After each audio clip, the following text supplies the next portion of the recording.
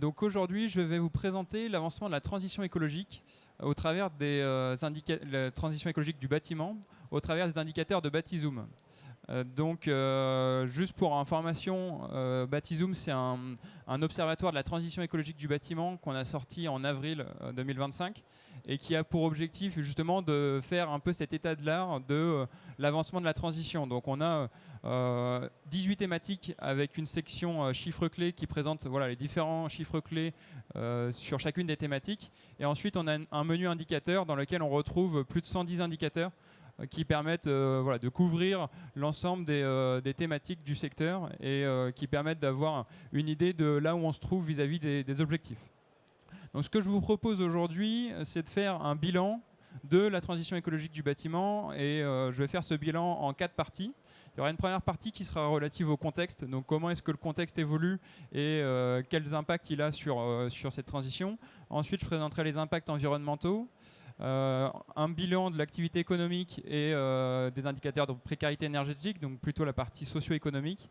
Et puis le dernier axe, c'est sur les leviers, comment est-ce qu'on mobilise les différents leviers et quelles sont les dynamiques en vigueur. Et bien sûr, je laisserai des temps de questions si vous en avez. Et si jamais, je pourrais présenter le dernier point qui sont les leviers pour les collectivités territoriales sur leur patrimoine. Mais ça, on verra selon le temps qui reste.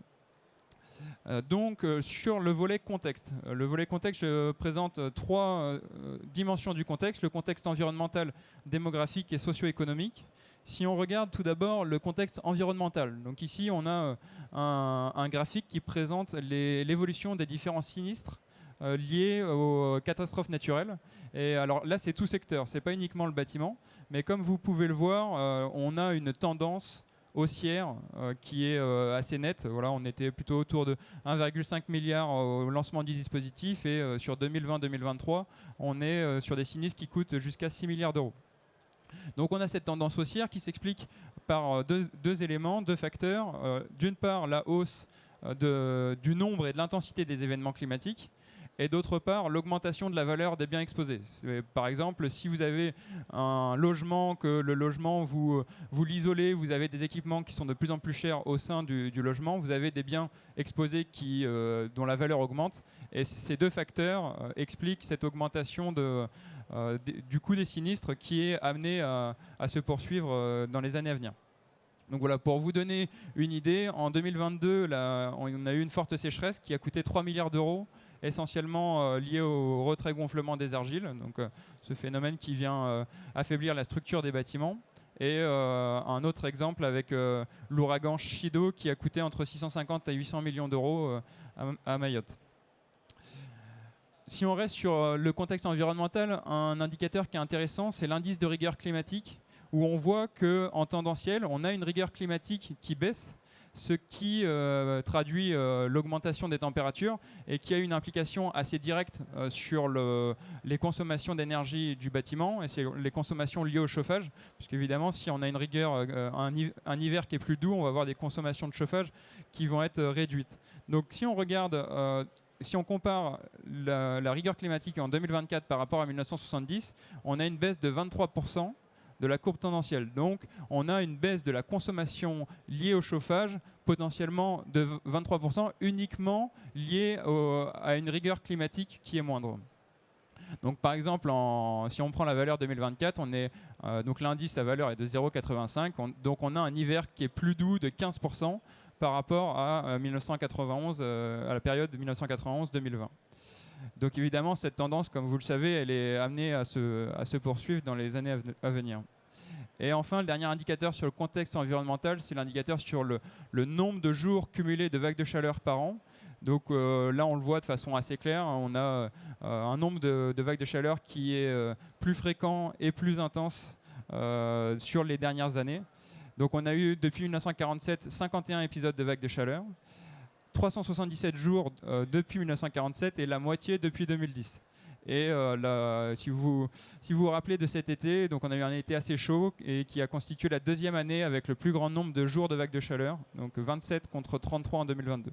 Donc encore une fois, ça c'est aussi un phénomène qui est amené à s'amplifier dans les années à venir. Donc voilà, si on fait le bilan sur le contexte environnemental, on a une tendance à plus de sinistres, de plus en plus coûteux, et des vagues de chaleur plus fréquentes et plus intenses. Ensuite, si on regarde l'évolution du contexte démographique, on a un événement qui est assez important quand on analyse le bâtiment, c'est le vieillissement, où on voit ici, alors le graphique est peut-être pas hyper simple à comprendre, mais on voit globalement une augmentation des personnes âgées de plus de 60 et de plus de 75 ans. Donc les courbes bleues et jaunes, c'est plus de 60 ans, et violet et vert, c'est plus de 75 ans. Et on voit surtout que cette tendance, elle est amenée à se poursuivre d'ici 2050. On aura, d'après le scénario central de l'INSEE, une part de la population âgée de plus de 75 ans qui sera de 18% en 2070, contre 11% aujourd'hui. Donc évidemment, ça a des impacts qui sont importants sur la façon dont on doit exploiter les bâtiments et sur la façon dont on doit adapter les bâtiments. Donc c'est aussi quelque chose qui est à avoir en tête. Donc voilà, en termes de contexte démographique, on a un vieillissement de la population qui est croissant, et également une population dont la croissance démographique diminue. Sur le contexte socio-économique, depuis maintenant 4-5 ans, on a une évolution qui est assez importante et assez nette. On a une augmentation des prix de l'énergie qui a été assez brutale depuis 2020, donc on le voit assez bien pour les ménages et pour les entreprises. Alors juste pour les entreprises, il y a eu une baisse en 2024, mais si on analyse par rapport à 2020, on a quand même une tendance haussière assez importante. Donc voilà, pour les entreprises, pour l'électricité, on est à plus de 26% entre 2022 et 2024, plus 55% pour le gaz entre 2021 et 2024. Et pour les ménages, depuis 2021, donc en 2024 par rapport à 2021, on est à plus 45% pour l'électricité et plus 70% pour le gaz. Donc ça, évidemment, ces augmentations très importantes, elles vont avoir des conséquences assez directes, à la fois sur l'augmentation des efforts de sobriété, parce que ça pousse certains acteurs à consommer moins, mais cette sobriété, pour certains acteurs, elle est aussi subie, et elle se traduit par une bascule de certains ménages dans la précarité énergétique. C'est ce qu'on va voir tout à l'heure sur les indicateurs de précarité énergétique. Donc si on fait le bilan de ces trois éléments, pour le contexte environnemental, on a de plus en plus de sinistres, un vieillissement de la population, et pour le contexte socio-économique, on a globalement depuis 2021 une instabilité qui est persistante et qui est caractérisée par l'augmentation des coûts de l'énergie.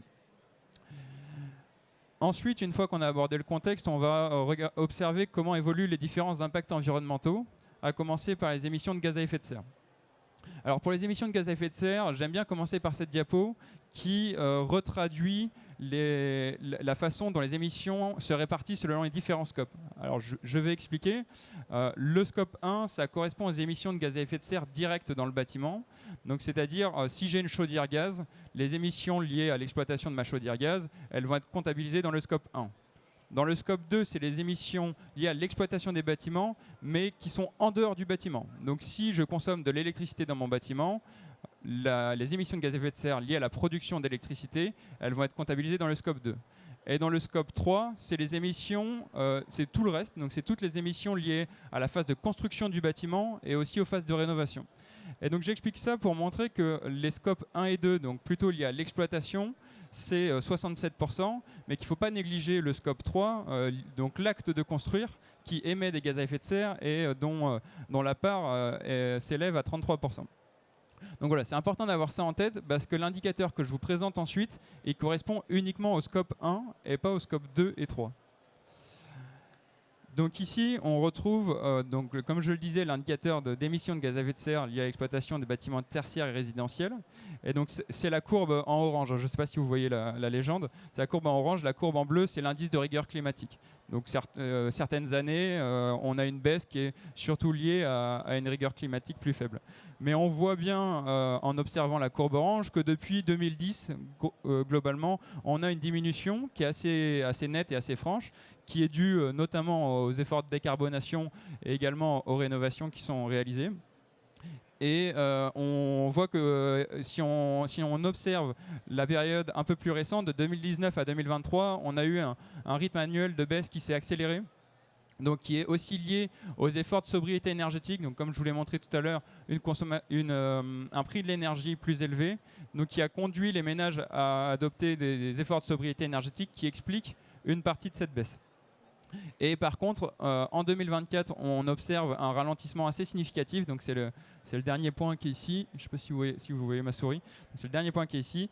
Et en 2025, les premières estimations conduisent à dire qu'on a plutôt une augmentation des émissions. Donc on pourrait arriver sur ces 2 dernières années sur un plateau et cette tendance baissière pourrait se réduire.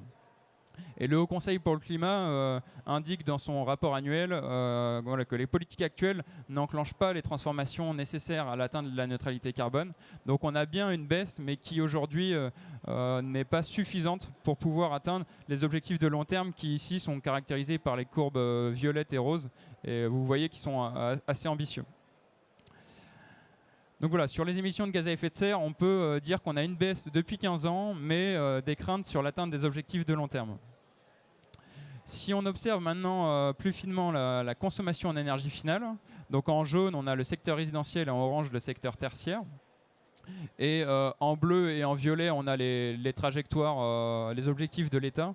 Bon, je ne vais pas forcément rentrer dans le détail entre les deux, mais globalement, c'est les trajectoires prospectives. Vous pouvez voir que depuis 2020, on a une diminution de la consommation d'énergie qui est aussi assez nette, donc comme je l'expliquais tout à l'heure, associée aux efforts de sobriété notamment. Et par contre, en 2024, on a une augmentation de 1%, malgré le maintien de l'augmentation des prix de l'énergie. Donc cette augmentation, elle nous interroge sur est-ce qu'elle traduit l'atteinte d'un plateau dans le gisement de sobriété énergétique qui était disponible, parce qu'a priori, comme les prix de l'énergie ont continué d'augmenter, on aurait dû au moins poursuivre la diminution, et on observe une augmentation. Donc ça, c'est une hypothèse qui restera à confirmer par les évolutions à venir. Mais un autre facteur d'explication, c'est qu'on a des rénovations énergétiques qui sont à des niveaux inférieurs aux cibles. Je vais le présenter tout à l'heure.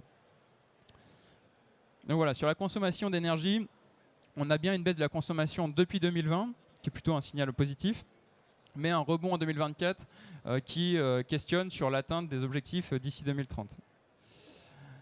Ensuite, si on observe l'artificialisation des sols, donc je pense que vous connaissez assez bien le dispositif du zéro artificialisation net qui impose une baisse de l'artificialisation dans les territoires. Donc comme vous pouvez le voir ici, on a la consommation d'espaces naturels, tout secteur confondu. Et en violet, on a la consommation liée à l'habitat. Donc on voit que l'habitat, c'est quand même 66% de l'artificialisation des sols en France. En rose, on a l'activité qui intègre le secteur tertiaire, mais pas seulement. Et donc on voit que depuis 2009 jusqu'à 2015, on a eu une baisse de l'artificialisation des sols qui est notamment liée au fait qu'on a construit moins de maisons individuelles et plus de logements collectifs, donc qui sont moins consommateurs d'espace. Et depuis 2015, on a également une baisse tendancielle, mais qui est moindre par rapport à la dynamique précédente. Et en 2023 et 2024, on a eu une baisse au niveau de la construction neuve dans le bâtiment, du nombre de logements et aussi de la surface tertiaire neuve.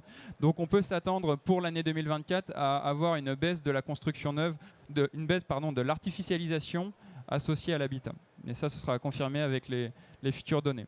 En tout cas, on voit que par rapport à l'objectif de la loi climat et résilience, en fait, la loi climat et résilience, elle affecte un budget artificialisable pour la décennie 2021-2031. Et si on annualise ce budget, ça nous donne la courbe verte. Et donc, on voit que pour l'instant, la consommation d'espace, elle est supérieure à cet objectif-là. Donc sur l'artificialisation des sols, on a une consommation qui est nettement supérieure au budget moyen annuel calculé, même si on a eu une diminution sur ces dernières années. Bon, j'accélère juste sur la production de déchets et la qualité de l'air. Sur la production de déchets, on a la mise en place de la filière REP PMCB, donc produits et matériaux de construction du bâtiment, qui va permettre de structurer la gestion des déchets. Donc pour l'instant, on n'est pas trop en mesure d'établir une évaluation de ce dispositif, mais c'est forcément un dispositif qui est positif dans la mesure où il permet de structurer l'ensemble de la filière. Et ensuite, sur la qualité de l'air, on a globalement une baisse tendancielle des émissions de polluants du secteur. Mais Voilà, on a une baisse des différents polluants, notamment les particules fines, parce que le chauffage au bois, c'est un émetteur important de particules fines. Et on observe sur cet indicateur-là une amélioration assez significative, qui est associée au fait qu'on utilise des systèmes de plus en plus efficaces vis-à-vis des émissions de particules fines. Maintenant, j'aborde la partie 3 sur les évolutions économiques et sociales. Et un premier point qui est sur l'activité économique. Alors là, j'ai conscience que les graphiques sont un peu petits, donc je vais vous les expliquer. Le graphique sur la gauche, c'est la surface neuve de locaux tertiaires, et sur la droite, le nombre de logements neufs commencés par type de logement. Donc sur la surface neuve de locaux tertiaires, on voit que depuis 2007, on a une baisse tendancielle qui s'est accrue en 2023 et 2024, mais qui est quand même dans la tendance qu'on observe depuis 2007. Au contraire du secteur résidentiel, où on a évidemment des variations annuelles, mais on observe quand même un décrochage assez significatif en 2023 et en 2024, donc ce qui traduit bien la chute de la construction neuve dans le secteur résidentiel. Donc voilà, en résidentiel, si on prend des chiffres, si on prend le nombre de logements neufs commencés en 2024 par rapport à 2022, on a une chute de 33%, donc c'est quand même très significatif. Et si on regarde le tertiaire, on a une chute de 21% en 2024 par rapport à la moyenne observée entre 2014 et 2022. Donc forcément, cette chute de la construction neuve, elle se traduit par une baisse du chiffre d'affaires. Donc en 2023, une baisse de 1%. En 2024, une baisse de 5,6%. Et là, l'estimation pour l'année 2025, elle est autour d'une baisse de 4%. Alors un point qui est quand même important, c'est que là, la baisse que je vous présente, dans les indicateurs d'émissions de gaz à effet de serre, on ne retrouve pas ces impacts. Elle est invisible dans les indicateurs d'impact parce que dans les émissions de gaz à effet de serre, on n'observe que les émissions directes de scope 1, comme je vous ai expliqué tout à l'heure. Donc c'est quand même important de voir que cette baisse de la construction neuve, bon, même si elle est subie par la filière, elle permet une réduction des impacts. Et pourtant, dans les indicateurs nationaux qui sont suivis, ce n'est pas suivi. Donc voilà, j'ai fait une estimation un peu sur coin de table, mais qui permet de donner un ordre de grandeur. Par rapport à 2019, la baisse observée en 2024, elle représenterait une baisse de l'empreinte carbone du bâtiment autour de 8%. Donc ça, c'est sur l'activité économique du bâtiment. Voilà, on a un événement particulier depuis 2023-2024 avec une chute de la construction neuve et qui provoque une baisse du chiffre d'affaires. Si on observe maintenant la précarité énergétique. Donc sur la précarité énergétique, on a un indicateur national qui est la part des ménages. L'indicateur national, c'est le taux d'effort défini par le taux d'effort énergétique. Et vous voyez, donc c'est celui qui est sur la gauche, vous voyez que cet indicateur, il est globalement assez plat. Et c'est assez étonnant parce que, comme je vous l'ai dit, on a eu une augmentation des prix de l'énergie et qui aurait tendance à se traduire par une augmentation de la précarité. Donc ce qu'on dit, nous, et au sein de l'ONPE, donc l'Observatoire de la précarité énergétique qui est porté à l'ADEME, c'est que cet indicateur national, il n'est pas suffisant pour caractériser la précarité, parce qu'en fait cet indicateur national, il est calculé, un ménage est considéré en situation de précarité énergétique dès lors qu'il consomme plus de 8%, dès lors que plus de 8% de sa facture est consacrée aux consommations d'énergie. Sauf qu'on sait bien que quand on a une augmentation des consommations, une augmentation des prix de l'énergie, que le ménage va avoir tendance à se restreindre. Et donc c'est pour ça que voilà, cet indicateur doit être complété par d'autres indicateurs. Et donc le médiateur national de l'énergie fait un baromètre annuel dans lequel on retrouve la part des ménages qui restreignent leur chauffage. Donc ça, c'est la courbe qui est la courbe bleue. Donc on voit que depuis 2020, on a une hausse qui est assez nette. Et si on observe la part des ménages qui disent avoir des difficultés à payer leur facture d'énergie, on a là une augmentation. Cette part, elle a plus que doublé en 5 ans, puisqu'elle était de 14% en 2020 et qu'elle est de 35% en 2025. Donc qui traduit bien la façon dont l'augmentation de la consommation d'énergie affecte le quotidien des ménages. Et on a également, alors c'est pas un indicateur que je vous présente ici, mais on a également une augmentation des personnes qui souffrent du froid, que je ne présente pas ici, mais qu'on peut retrouver. Donc si on fait le bilan sur l'activité économique, on a une chute de la construction neuve et sur la partie précarité énergétique, une augmentation des restrictions et des difficultés qui s'accroissent dans un contexte d'augmentation des prix de l'énergie. je ne sais pas à combien de temps je suis. Je suis à 20 minutes. Peut-être que déjà, il y a des premières questions avant que je poursuive. Pas de questions? Ok, je continue. N'hésitez pas à m'interrompre si nécessaire.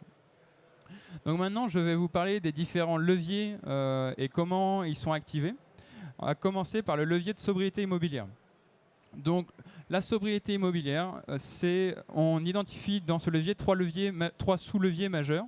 La mobilisation du parc de logements vacants, la réduction du nombre de résidences secondaires et la meilleure répartition de l'occupation des logements, puisqu'on a une part importante des logements qui sont sous-occupés.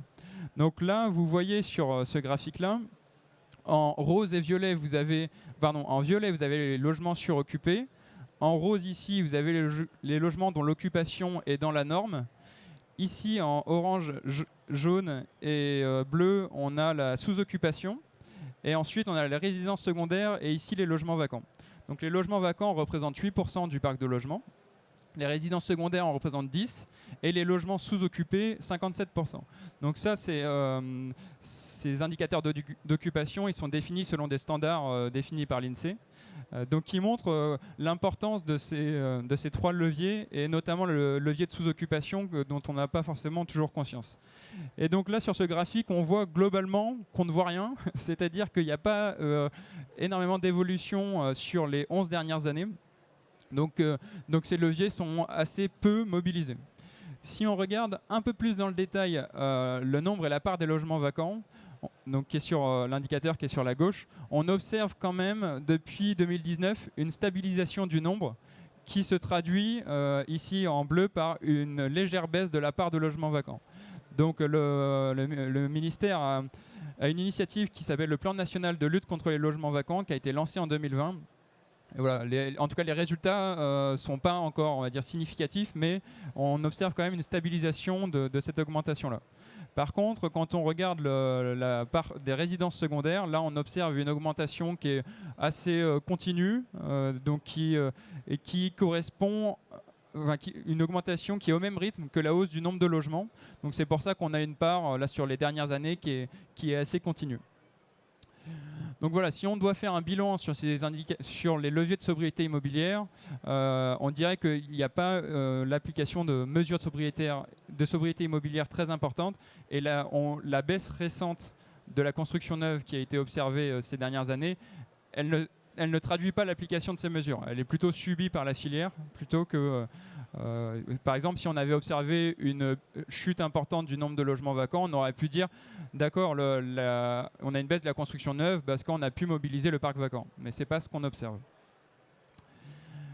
Ensuite, je vais parler de la rénovation énergétique du secteur résidentiel. Donc, alors, il faut savoir que la rénovation énergétique, c'est assez difficile à observer parce qu'on a des dispositifs d'observation qui ne couvrent pas l'ensemble du secteur résidentiel et qui portent sur des dispositifs, sur des rénovations qui ont des niveaux d'exigence différents. Donc le graphique que je présente ici, ce que je mets en bas à droite, c'est qu'il a de fortes hypothèses, mais il permet au moins de donner un ordre de grandeur de là où on en est aujourd'hui par rapport aux objectifs. Donc vous voyez en bleu, c'est le nombre de rénovations d'ampleur du parc privé, donc aidé par MaPrimeRénov'. En orange, c'est les rénovations labellisées BBC, donc bâtiments basse consommation. Et donc là, on a le parc social. Et ensuite, en vert, on a les rénovations d'ampleur du parc social non labellisé. Donc là, pour le coup, c'est plutôt une estimation au travers de différentes publications qui sont réalisées. C'est une valeur qui est, dont la fiabilité n'est pas très importante. Et ensuite, une valeur qui est inconnue, c'est le nombre de rénovations d'ampleur qui ne sont pas aidées par MaPrimeRénov'. Donc voilà, j'ai mis quand même, j'ai ajouté ces deux nombres pour qu'on ait une idée du nombre de rénovations d'ampleur. Donc on est plutôt autour de 200 000, tandis que le ministère, dans le cadre de la stratégie nationale bas carbone de la France, on a un objectif provisoire qui se trouve plutôt autour de 550 000. Donc on voit bien ici qu'on a un niveau de rénovation qui est insuffisant et qui serait à multiplier par 3 pour pouvoir atteindre l'objectif. Merci. Merci. Pourquoi est-ce qu'il y a une contraction en 2024 du parc social ? Oui, alors sur le parc social, donc c'est les rénovations labellisées BBC. Et en fait, en 2024, on a eu une modification du label qui fait que, comme on a un nouveau référentiel, en fait, on a eu un effet haussier sur 2023 où les différents maîtres d'ouvrage se sont engagés dans une rénovation avant le changement de label. Donc c'est pour ça qu'en 2023, on a une hausse plus importante et en 2024, une contraction. Mais normalement, en 2025, on devrait retrouver un rythme un peu normal. Si on illustre un peu différemment le sujet de la rénovation énergétique avec la répartition des étiquettes DPE, donc on voit que ici je vous ai mis la répartition des étiquettes par classe. Et les deux barres qui se trouvent ici, c'est la répartition des étiquettes DPE d'après les scénarios de l'ADEME qu'on a réalisé dans le cadre du programme prospectif Transition 2050. Donc voilà, ça illustre assez bien l'effort à réaliser. Notamment, l'objectif, c'est d'avoir un parc en étiquette A ou B de 80%. 80% du parc doit avoir une étiquette A ou B, tandis qu'aujourd'hui, on est plutôt autour de 9%. Donc on voit bien là aussi le niveau de rénovation qui a augmenté. Et voilà, je pense que ça l'illustre assez bien. Donc, pour résumer sur la partie rénovation du résidentiel, on a une accélération significative qui est nécessaire pour atteindre les objectifs. Si on se concentre désormais sur la rénovation énergétique du secteur tertiaire, donc on a beaucoup moins d'informations sur le secteur tertiaire que sur le secteur résidentiel. On a seulement cette estimation sur les investissements, où on voit que jusqu'à 2022, on a eu une augmentation. Et en 2023 et 2024, plutôt une baisse qui est liée notamment aux contraintes des différents acteurs, aux contraintes budgétaires. Et le think tank I4CE a projeté que le niveau d'investissement cible pour pouvoir atteindre les objectifs, il était de 18 milliards d'euros, là où aujourd'hui on se trouve plutôt autour de 5 milliards. Donc on a un triplement des investissements qui est nécessaire aussi pour pouvoir atteindre les objectifs nationaux. Bon, là encore, j'accélère un petit peu pour être dans les temps. Sur la construction neuve performante, c'est plutôt une bonne nouvelle. On a donc la réglementation environnementale, la RE 2020, qui est un dispositif qui est ambitieux et qui est l'un des plus ambitieux dans le monde et qui fait qu'on a un niveau de performance qui est assez élevé sur la construction neuve. Donc on sait désormais que voilà, les logements neufs qu'on construit, c'est des logements qui sont plutôt performants. Et en plus, avec les nouveaux seuils qui vont arriver en 2028 et en 2031, on va avoir un niveau d'exigence qui va être encore plus important. Et voilà, sur ce point-là, on est plutôt des bons élèves. Ensuite, sur la partie matériaux plus performants sur le plan environnemental, on a, contrairement à ce qu'on pourrait penser, pour l'instant, une augmentation assez faible de la part de la construction bois, donc aux alentours de 8 à 10%. Et on a vraiment une augmentation qui est non significative par rapport à avant la RE 2020. Par contre, depuis 2025 et ensuite en 2028 et en 2031, on va avoir de nouveaux seuils qui devraient encourager de plus en plus la construction bois. Donc il faudra analyser de façon assez précise cette évolution pour voir si l'évolution de la réglementation se traduit bien par une augmentation de la construction bois. En ce qui concerne la circularité des produits, bon, comme je le disais tout à l'heure, on a la mise en place de la filière REP PMCB. Bon, là j'ai mis que c'était un retard sur l'année 2024, mais globalement c'est plutôt une filière qui est structurante pour le bâtiment. Et enfin, le dernier levier, c'est un levier de décarbonation. Donc, ce qu'on observe sur ce levier, alors déjà je vous explique le graphique. En rose, on a les énergies renouvelables thermiques et déchets. En orange, l'électricité. En jaune, la part d'énergie fossile. Et en vert, la chaleur vendue. Et la courbe bleue, c'est la courbe qui traduit la part d'énergie renouvelable. Donc cette part-là, elle somme l'énergie renouvelable thermique et elle prend une part de l'électricité liée à l'électricité produite à partir des énergies renouvelables, et c'est à partir de ça qu'on produit cette courbe. Donc on voit que sur cette courbe bleue, depuis 2012, on a une augmentation qui est assez continue. Mais par contre, on a globalement sur l'année 2024, alors il faudra voir en 2025 si cette tendance se confirme, mais on a plutôt un ralentissement. Donc voilà, en 2024, on a une augmentation de seulement 1,7%, alors que l'augmentation de la part était de 5% en moyenne entre 2014 et 2023. Donc ce ralentissement, il s'explique par un ralentissement du développement des pompes à chaleur. Et parce que voilà, en 2024, la filière des pompes à chaleur a eu une baisse importante sur le nombre de ventes de pompes à chaleur. Et ensuite, si on analyse la part des énergies fossiles, donc c'est-à-dire le graphique, pardon, la partie en jaune, on observe également une diminution de cette part jusqu'à 2024, où en 2024, ici, on a eu une stabilisation, donc qui s'explique aussi cette fois-ci par l'augmentation des ventes de chaudières gaz. Donc depuis plusieurs années, les chaudières gaz, elles étaient en diminution, et en 2024, il y a eu un rebond de cette filière-là, donc qui se traduit par une stabilisation de la part des énergies fossiles. Donc sur la décarbonation, on a une décarbonation qui marque le pas en 2024, après plusieurs années d'amélioration. Voilà, si je fais une synthèse de ce que j'ai présenté pour l'instant, pour le contexte, on a globalement un contexte qui est marqué par l'augmentation des sinistres, le vieillissement et l'augmentation des coûts de l'énergie. Pour les impacts environnementaux, on a quand même un certain nombre d'indicateurs qui sont plutôt avec une météo pluvieuse. Donc on a une accélération qui est nécessaire pour atteindre les objectifs fixés par l'État en 2030. En ce qui concerne les évolutions économiques et sociales, on a une construction neuve qui chute, qui fait baisser le chiffre d'affaires du secteur. Et sur la partie sociale, on a une précarité énergétique qui se maintient à un niveau élevé et qui même augmente ces dernières années du fait de l'augmentation des prix de l'énergie. Et enfin, sur les leviers, on a des leviers qui actuellement sont insuffisamment mobilisés et qui expliquent que sur les impacts environnementaux, on n'atteigne pas pour l'instant les objectifs. Voilà, toutes les données que je vous ai présentées ici, tous les graphiques, vous pouvez les retrouver sur ce site Batizoom. Et vous pouvez vous inscrire également à la newsletter. Je mets à jour les données tous les 3 mois. Et donc à partir de la newsletter, vous aurez les différents, les données principales qui ont évolué sur les 3 derniers mois. Peut-être que je peux faire un point question si vous en avez, avant de passer à la partie suivante.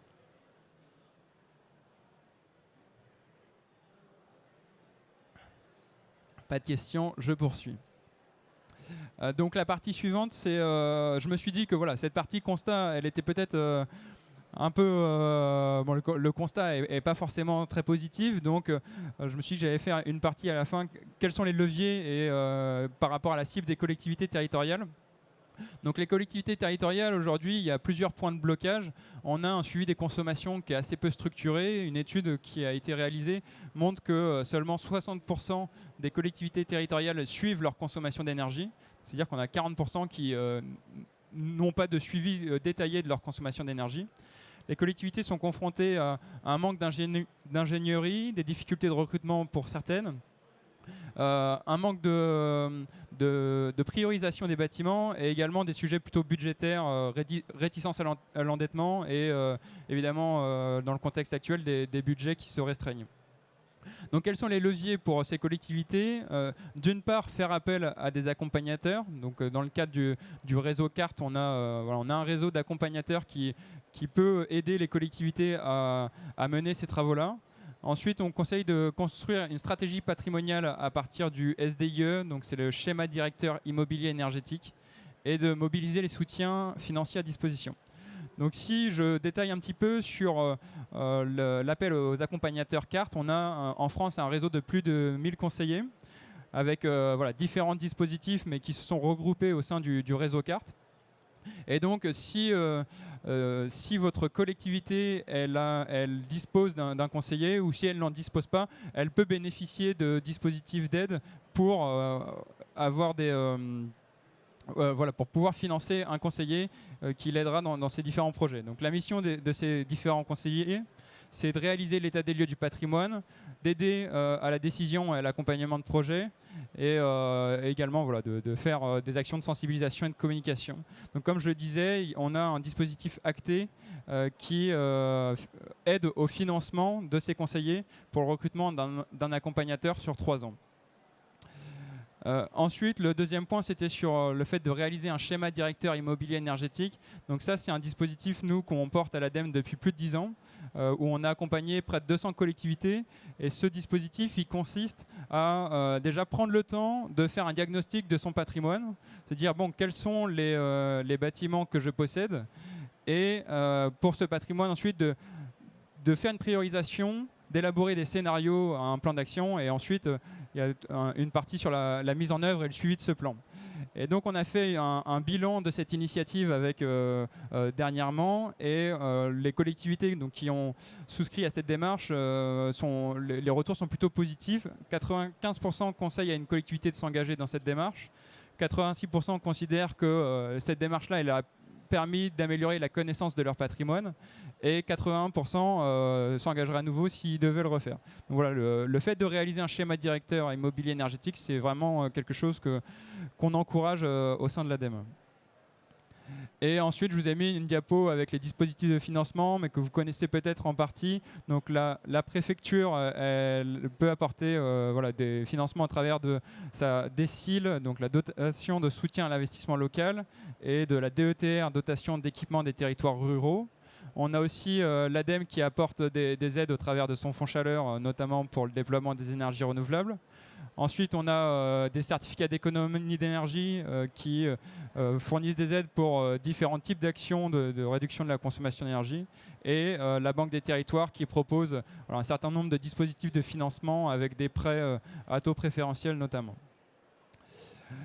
Voilà, je pense avoir fini. Je suis à votre disposition si vous avez des questions, et je vous remercie de votre attention.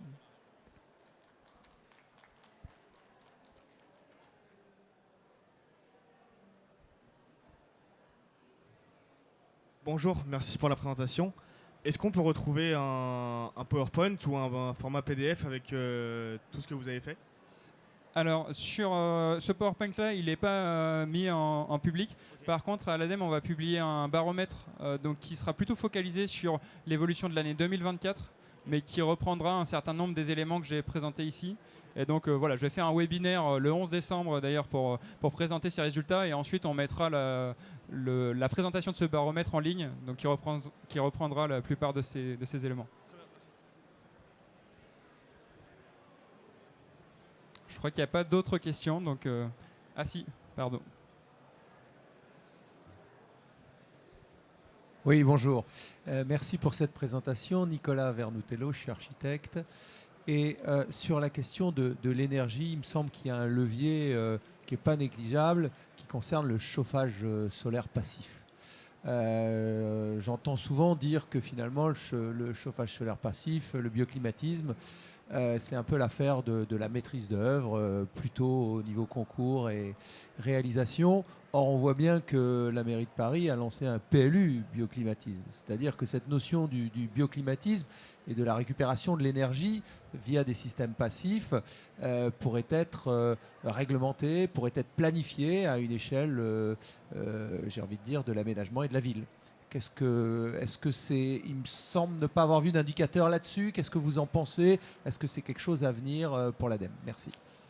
Alors effectivement, on n'a pas d'indicateur parce que c'est assez difficile à suivre. Je n'ai pas forcément un avis très éclairé sur cette partie-là, mais je dirais qu'aujourd'hui, dans le cadre de la RE 2020, on a plutôt des indicateurs de résultats qui poussent dans les modélisations du coup à mettre en œuvre des solutions qui permettent de récupérer un maximum d'apports gratuits, donc notamment le chauffage solaire, ce que vous appelez le chauffage solaire passif. Donc de mon point de vue, j'aurais tendance à dire que la réglementation environnementale 2020, elle est suffisante dans la mesure où elle permet déjà de valoriser ces actions-là. Mais voilà, voilà ma réponse.